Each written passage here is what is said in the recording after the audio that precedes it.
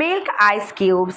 আমি যে প্রিপারেশানটা দেখাচ্ছি সেটা মিল্ক আইস কিউবস বানানোর জন্য এরকম একটা পাত্র নিয়ে নেবে, কিংবা তোমরা যেটাই কমফোর্টেবল সেরকম কিছুটা র মিল্ক নেবে, তার সাথে কয়েক ফোঁটা হানি, পিওর হানি হতে হবে, অ্যাড করবে এবং এটা আমি ফ্রিজে রেখে দেবো 2 থেকে 3 ঘন্টার জন্য। এটা আইস ফর্মে হয়ে যাবে এবং এই আইস কিউবসগুলো তুমি যখন তোমার ফেসে অ্যাপ্লাই করবে, খুব নর্মাল ক্লিন ফেসে অ্যাপ্লাই করতে হবে, তোমরা দেখতে পারবে ইনস্ট্যান্ট তোমাদের গায়ের যে রং রয়েছে সেই রঙকে আরও 1 টোন বাড়িয়ে দিয়েছে, আরও ফেয়ার করে দিয়েছে এই মিল্ক আইস কিউবস। ইয়েস, যারা ইউজ করো তারা তো জানোই এর ব্যবহার কতটা গুরুত্বপূর্ণ আমাদের ডেলি স্কিন কেয়ারে, এবং যারা ইউজ করছো না তারা আজ থেকে স্টার্ট করো এবং আমাকে অবশ্যই কমেন্টে জানাবে যে কতটা ভালো রেজাল্ট পেয়েছো।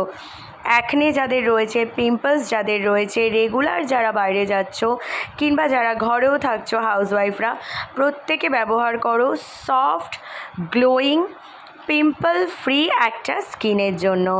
টাটা, ভালো লাগলে শেয়ার করো।